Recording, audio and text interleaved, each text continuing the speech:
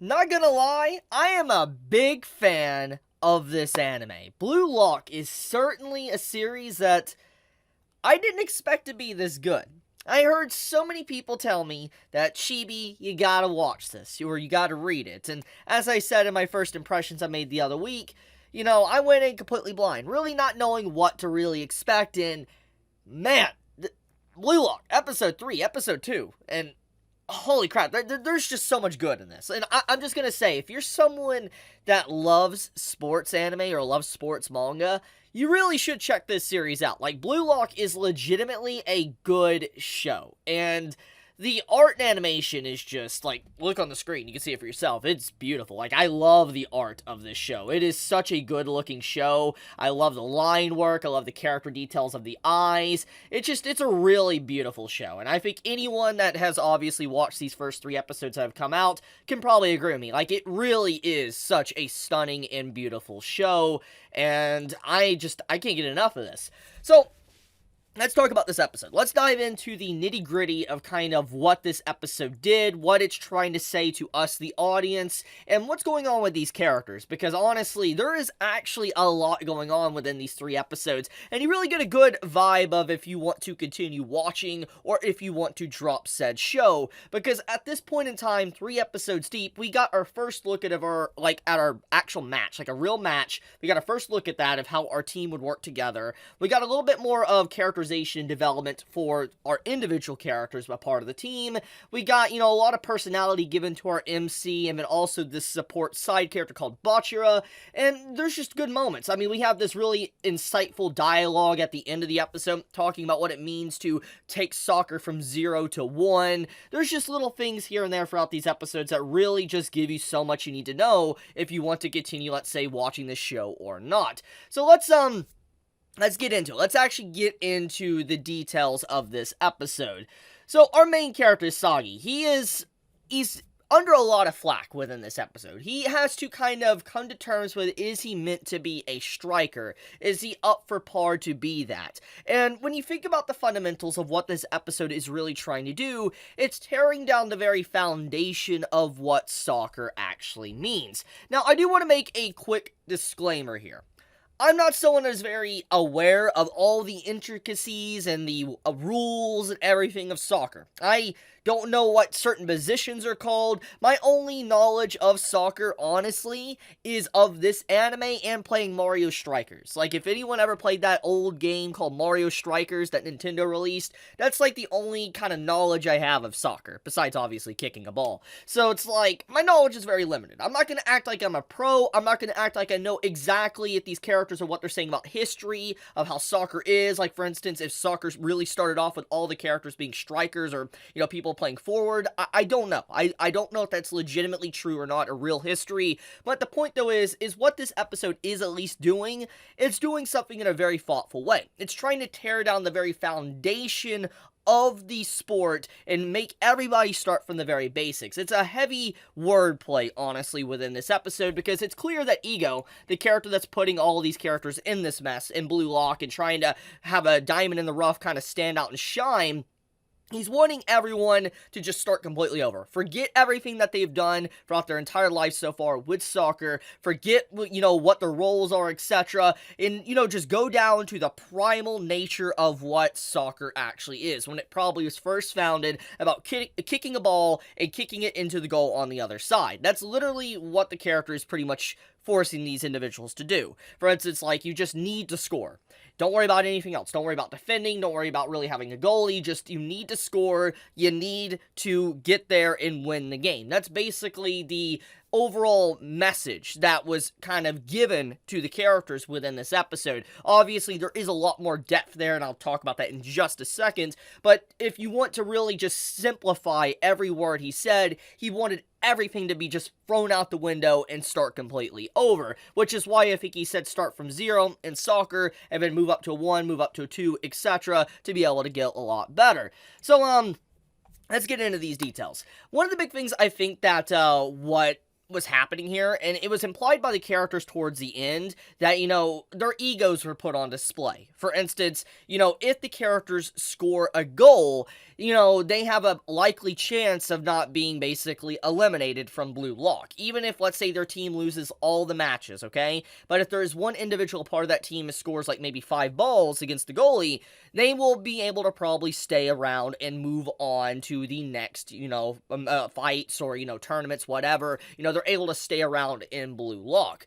And it obviously caused a rift between a lot of the characters. For instance, at that moment when people heard that, they all started thinking about themselves. Their egos started to get in the way. They started to clash with each other. We see multiple times throughout this episode where characters just don't want to do the role that is assigned to them. If they want to be a defender, if they want to be a backliner, etc., they all just want to grab the ball for themselves and strike and do a point against the goalie before they don't get eliminated. And that's kind of what you see happening on Isagi's team throughout this entire episode. You see the entire breakdown of teamwork and everything, while the other team is able to kind of form a goal and work together to be able to win against their, our main team, our characters' team. So I think that it's a really nice episode because it shows that you need to form teamwork. And everybody is clashing right now because they got to figure out what role that they excel at. And I think that is a big message what this episode was trying to do, is that everybody needs to figure out what role that they need to kind of fill in. Because at this point in time, the team is obviously trying to go for victory their own self. They're thinking very selfishly, but at the same time, they need to have a perfect balance of selflessness as well. And they need to figure out that kind of middle line with everyone a part of their team, where they should be, what they should do, and be able to understand that teamwork is very important, but they need to understand each other's boundaries and what they kind of want from each other. And I think that it's a great episode to really demonstrate that these characters kind of bickering and fighting, forming a bond, basically figuring out what they're good at or what they're not good at, and just seeing if they can handle pressure or not handle pressure when the going gets tough. It's a very, very well thought out episode, and I don't know if the writer intentionally thought about all of this when writing this moment, but I definitely got that when I was watching this episode, and I was like, man, the depth of this series is surprisingly deep. It's really a deep series if you really want to dive into that well that is in front of you. But, let's talk about a few things, okay? Let's talk about our MC, Isagi, and also Bachira, which is, the one that's kind of been helping him out since basically the first episode. I like these two characters. I think their chemistry is really great, and it really shows that they come from a very similar circumstance. They both, love being in the spotlight, and they want to win, but at the same time, they're willing to give over the ball if it means to be able to win as well. We get to see this camaraderie between the two characters, and I love how it's perfectly demonstrated within this episode. And even though, Isagi didn't follow Bachira's entire plan of, kind of scoring a goal, and he gave it to someone else, it does show, though, that there is a lot of faith between these two, and that there is a team at least forming between these two characters. And I like that. And I feel like this is a start of, like, what the episode was implying. Start from 0 and go into 1. And it's a really good way to kind of demonstrate that. Now, as for Isagi and his overall, his mental issue right now he's having with, like, if he wants to be a striker or not, like, he's wondering if he should even continue that path, is because he gave up the ball. He gave up the ball to someone, and he had it in the line of him to be able to challenge this guy and be able to score a point. Now, we don't know necessarily if he could have scored or not, okay? When he was going up against a guy that was trying to block him and all that in the middle of the episode, we don't know that. And I think this shows a perfect representation of how reality is. There's always those times when you go throughout reality, like, in real life, and there's things that, you do, and you think about, maybe I should have done this, but you shoulda, coulda, woulda, but you don't know if you would have, or whatever, because that time period's already long gone. You can't change the past. That's pretty much what is set in stone at that point. And so, even though you see him guilty, or he's sad in this moment, because he wonders why he passed the ball, would he have been able to score?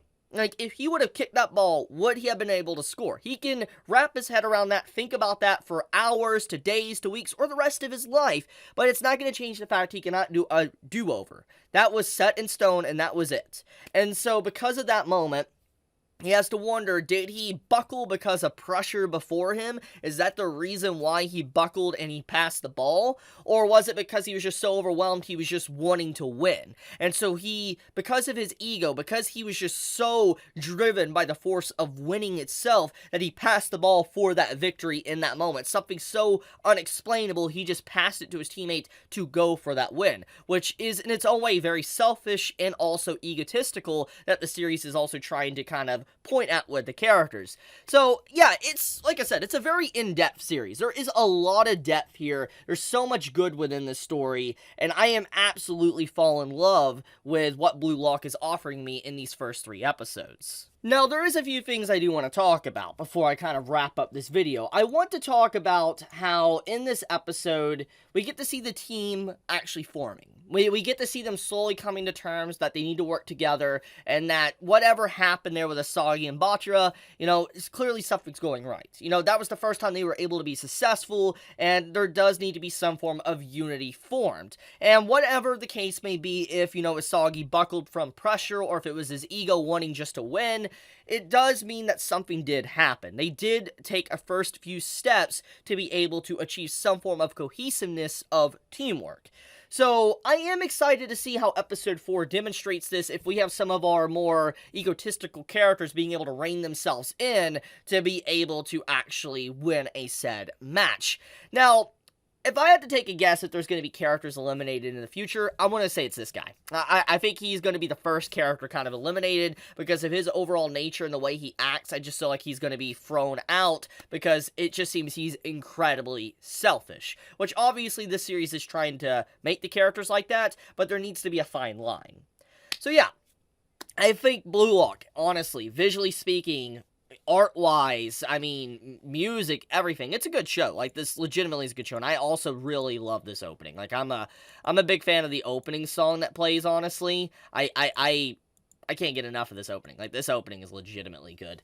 But, yeah, I'm happy it started the series. I'm really happy, because it's been a while since I sat down and watched a really good sports anime. Basically, Haikyuu was like one of my last ones, and being able to see this, it's just like, man, this is really good. So yeah, I guess I'll leave this video here. Thank you so much for watching. If you enjoyed this video, please leave me a like. It does help me out a lot, and I would greatly appreciate it. But with that, be safe, stay healthy, Chibi out.